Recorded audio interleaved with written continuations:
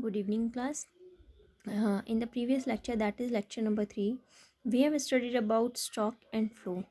As stock refers to the value of a variable at a point of time, and flow refers to the value of a variable during a period of time.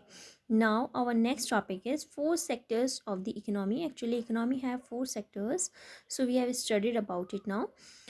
4 sectors of the economy. Economy has divided into 4 sectors, that is household sector, second one is producer sector, third one is government, fourth one is external, that is rest of the sector. ठीक है, world sector जिसको बोलते हैं, rest of the sector. ठीक है, world sector. Now household sector, first is household sector. It includes consumer of goods and services. Households are also the owners of the factor of production. household sector क्या होता है जी, it इसमें जो है consumer of goods and services include होते हैं. Consumer of goods and services क्या होते हैं, इसमें इंक्लूड होते हैं आपके.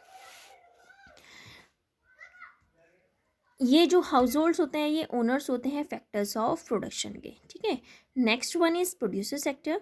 As the name suggest producer, so it includes all producing units in the economy for production of goods and services. Firm क्या करती है, परचेज करती है, हायर करता है फैक्टर ऑफ प्रोडक्शन को.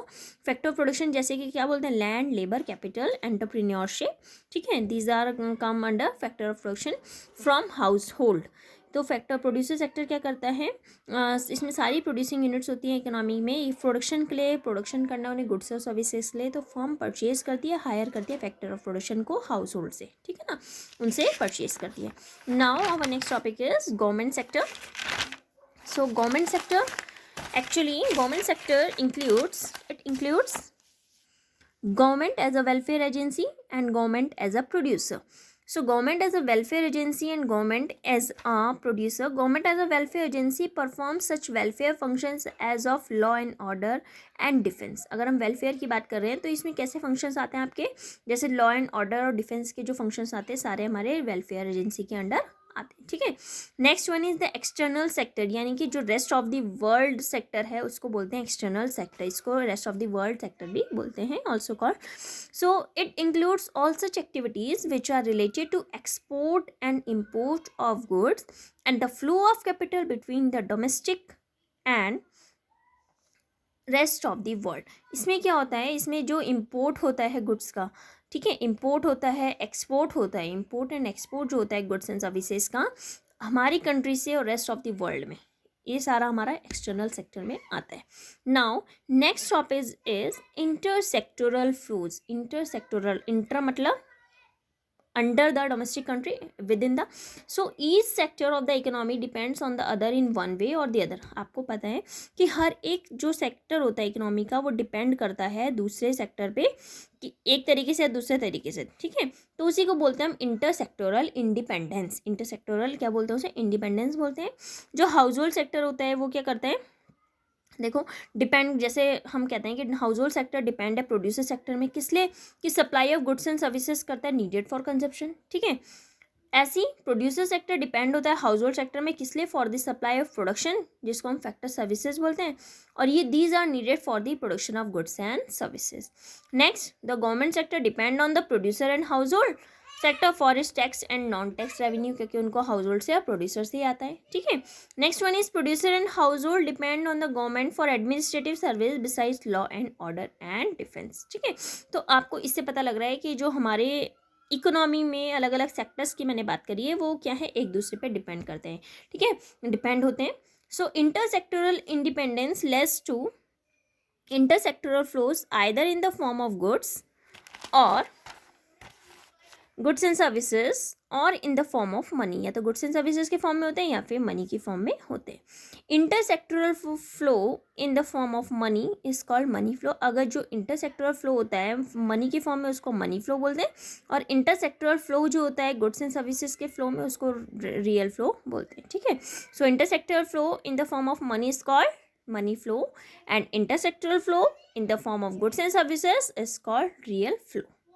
Okay, is it clear? Now come to the next point, that is real flow. we have talked about real flow. So what is real flow in a two sector economy? In a two sector economy यानी कि house hold sector और producer sector.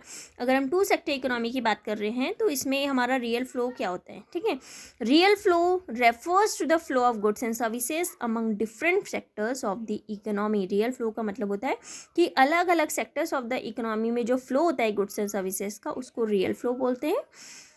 Flow of factor services from household sector to the producer sector or the flow of goods and services from the producer sector to the household sector are example of real flow. ये मैं एक example लेके बता रही हूँ कि household sector producer sector में real flow कैसे हो रहा है. ठीक है, अब देखो, प्रोड्यूसर सेक्टर ने गुड्स परचेज करे या सोल्ड करे by the firm household sector में, और हाउसहोल्ड सेक्टर ने क्या प्रोवाइड किया, फैक्टर सर्विसेज जैसे land, labour, capital, entrepreneurship rendered by the household. ठीक है, so this is the flow chart in a two sector economy. So real flows in terms of flow of good services sold by the firms to the household and flow of factor services rendered by the household to the producers. Both these flows are real as these involve the movement of goods and services from one sector to the other. Money does not come in the picture. इसमें देखो, आप picture में आपको money दिख ही नहीं रहा है. ठीक है ना, गुड्स दिखा है और दूसरी जगह फैक्टर सर्विसेज है. ठीक है, now next one is money flow. Money flow in a two sector economy, that is household or producer. We are taking again example of household sector and producer sector. So money flows refers to the flow of money across different sectors of the economy. Money flow का मतलब होता है flow of money. उसमें क्या था, flow of goods and services. Money flow मतलब flow of money among different sectors of economy. Flow of factor payments by the producer sector to the household sector on account of the purchase of factor services, and flow of money from the household sector to the producer sector. Example है money flow का. ठीक है, it needs to be noted that the money flows are just reciprocal of the. आपको पता होगा कि उसमें क्या था, गुड्स एंड सर्विसेज मूव कर रहे थे, लेकिन इसमें क्या है, money flow.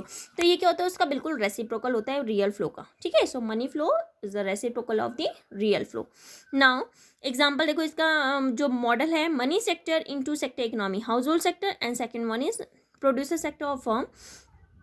House hold sector क्या कर रहा है, प्रोवाइड कर रहा है expenditure on the purchase of goods. Goods और परचेज ऑफ गुड्स ले रहा है प्रोड्यूसर से, तो उसमें एक्सपेंडिचर कर रहा है. ठीक है, कंज्यूमर हाउस होल्ड सेक्टर.